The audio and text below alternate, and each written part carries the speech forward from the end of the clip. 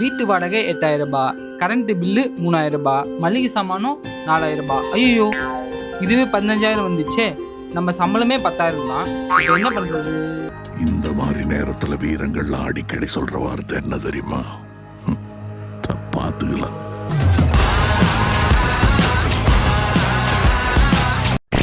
அப்பா சொல்லுங்க கண்ணுங்களா.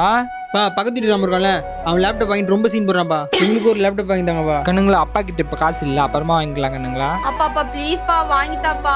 சரி ட்ரை பண்றேன் கண்ணுங்களா. அச்சோ, பசங்க வேற ஆசைப்பட்டு கேட்டாங்களே, இப்ப என்ன பண்றேன்னு தெரியலையே. சரி ஓனர் கிட்ட கொஞ்சம் கடன் கேட்டு பார்ப்போம். அப்பாடா, லேப்டாப் வாங்கியாச்சு. கண்ணுங்களா சொல்லுங்கப்பா.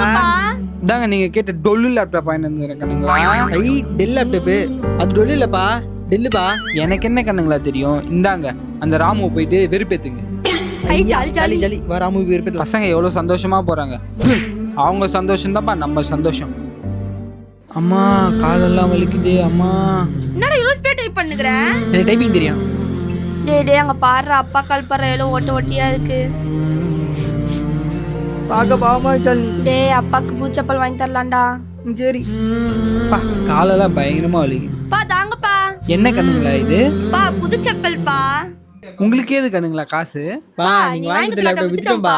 என்னது டொல்லு லேப்டாப்பை வித்துட்டீங்களா? டிங்